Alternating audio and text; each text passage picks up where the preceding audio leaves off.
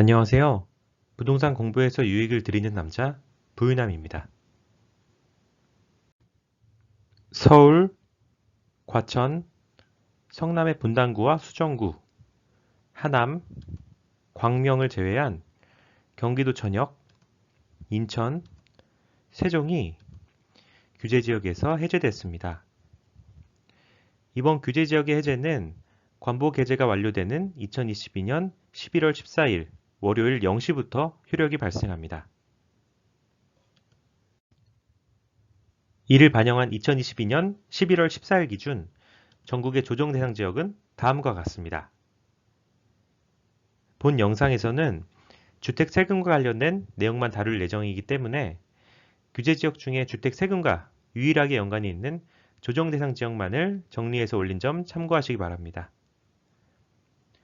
어떤 지역이 조정 대상 지역에서 해제됐다는 것은 세금 측면에서 굉장히 큰 의미가 있습니다. 그럼 조정 대상 지역에서 해제되면 주택의 세금에 어떤 영향을 미칠까요? 우선 주택의 취득세부터 살펴보겠습니다. 조정 대상 지역이 해제돼서 비조정 대상 지역이 된다면 주택을 취득할 때 주택수를 산정하는 방법이 달라집니다. 2020년 7월 10일 발표한 부동산 대책으로 인해서 다주택자 취득세 중과제도가 도입됐습니다. 그래서 주택을 보유한 상태에서 새로운 주택을 취득한다면 취득세 중과세가 적용돼서 기존보다 훨씬 높은 취득세율을 적용받을 수 있게 됐습니다. 보시는 것처럼 2020년 8월 12일 전에 취득한 주택은 취득세 산정 시 주택수에 포함하지 않지만 2020년 8월 12일 이후에 취득하는 주택은 취득세 산정 시 주택수에 포함됩니다. 그렇기 때문에 2020년 8월 12일 이후에 취득한 주택을 보유 중이라면 새로운 주택 취득 시 중과된 취득세율을 적용받을 수 있습니다. 만약에 2020년 7월 10일 이전에 계약을 하고 계약금을 납부한 사실이 증빙서류에 의해 확인된다면 2020년 8월 12일 이후에 취득했다 하더라도 취득세 산정 시 주택수에 포함되지 않습니다. 이는 법이 개정될지 예상하지 못하고 계약을 해서 예상치 못한 피해를 보는 피해자가 없도록 하기 위한 경과 조치라고 할 수 있습니다. 그럼 주거용 오피스텔, 분양권, 입주권도 취득세 산정 시 주택수에 포함될까요? 네, 맞습니다. 주택의 경우와 동일하게 2020년 8월 12일 이후에 취득한 주거용 오피스텔, 분양권, 입주권은 2020년 8월 12일 전에 취득한 것과는 달리 취득세 산정 시 주택수에 포함됩니다. 다만 경과 규정에서 차이가 있는데 2020년 8월 12일 전에 계약을 하고 계약금을 납부한 사실이 증빙서류에 의해 확인이 된다면 2020년 8월 12일 이후에 취득했다 하더라도 주택수에서 제외됩니다. 정말 주의하셔야 할 부분은 지금 설명드리는 주택수 포함 제외 여부는 취득세 산정 시 주택수를 말하는 것입니다. 종합부동산세, 양도소득세 등의 다른 세금과는 별도의 규정으로 주택수 여부를 판단하기 때문에 여기에서 주택수에 포함되지 않는다고 모든 세금에서 주택수에서 제외되는 것은 아니라는 점 명심하시기 바랍니다.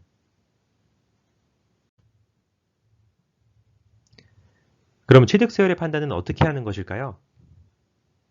다음 순서에 의해서 세율을 판단하시면 됩니다. 첫 번째로 취득하려는 주택이 몇 번째 주택인지 확인해야 합니다. 두 번째로 취득하려는 주택이 조정대상 지역인지 비조정대상 지역인지 확인해야 합니다. 마지막으로 해당되는 세율을 적용하시면 됩니다.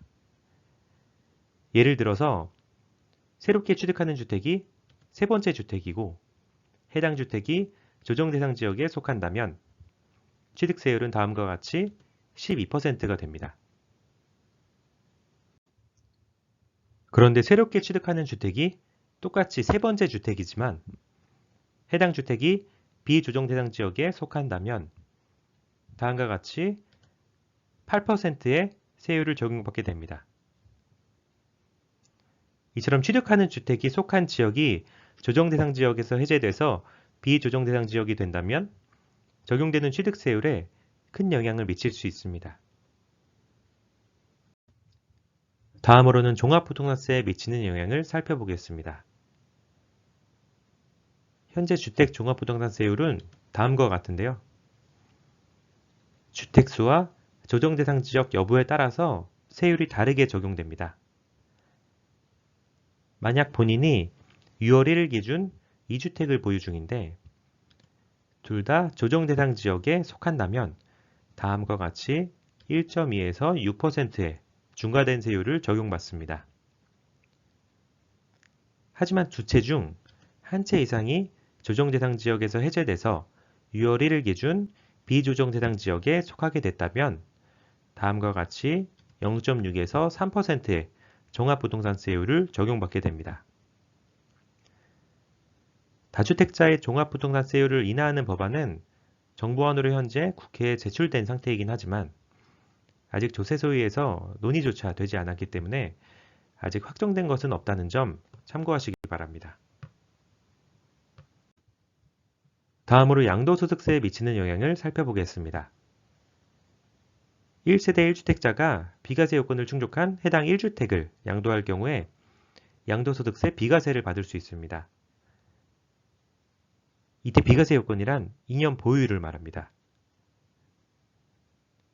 하지만 2017년 8월 2일 후에 조정대상 지역에서 취득한 주택은 2년 보유뿐 아니라 2년 거주 요건도 충족해야 합니다.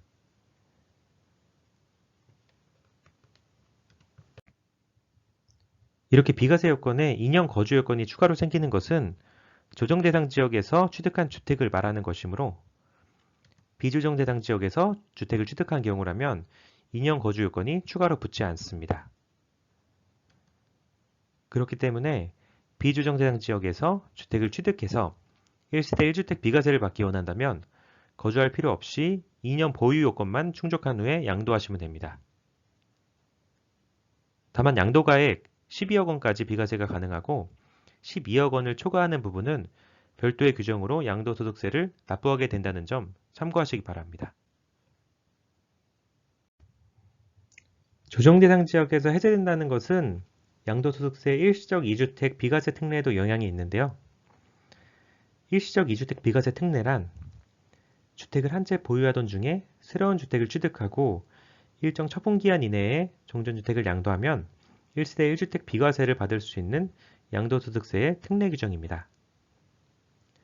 단, 기존 주택을 1년 이상 보유한 후에 새로운 주택을 취득해야 하며 종전주택은 처분일에 기본적으로 비과세 요건을 충족해야 합니다. 새로운 주택을 취득한 후에 종전주택을 처분할 때 그 처분기한은 새로운 주택 취득 당시 종전주택과 새로운 주택이 조정대상 지역에 속했는지 속하지 않았는지에 따라 달라집니다. 다음과 같이 새로운 주택 취득 당시에 종전주택과 새로운 주택이 모두 조정대상 지역에 속해 있었다면 종전주택의 처분기한은 2년입니다. 하지만 다음과 같이 새로운 주택 취득 당시에 종전주택과 새로운 주택 중 비조정대상 지역에 속한 주택이 한 채라도 있었다면 종전주택의 처분기한은 3년이 됩니다. 해당 특례는 주택을 보유 중이신 분들이 정말 많이 활용하시는 특례인데요. 이렇게 조정대상 지역에서 비조정대상 지역이 된다면 종전주택 처분기한인 1년 더 늘어나므로 유리한 방향으로 잘 활용하시기를 바랍니다. 다음으로 양도소득세 중과세에 미치는 영향을 살펴보겠습니다.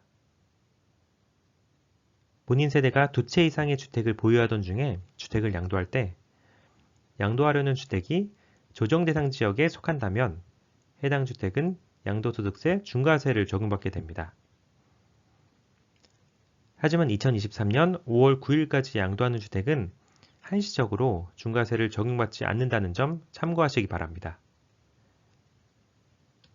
다음과 같이 2주택 상태에서 조정대상 지역에 속한 주택을 양도할 경우 해당 주택은 기본세율에 20%포인트가 추가된 양도소득세율을 적용받으며 장기보유 특별공제가 적용되지 않습니다. 또한 3주택 상태에서 조정대상 지역에 속한 주택을 양도할 경우 해당 주택은 기본세율에 30%포인트가 추가된 양도소득세율을 적용받으며 장기보유 특별공제가 적용되지 않습니다. 하지만 비조정대상 지역에 속한 주택을 양도할 경우에는 보유 중인 주택이 10채든 100채든 양도소득세 기본세율이 적용되며 장기보유 특별공제 또한 적용받을 수 있습니다. 이처럼 조정대상 지역인지 비조정대상 지역인지의 여부는 주택 양도소득세에서도 굉장히 큰 영향을 미칠 수 있습니다.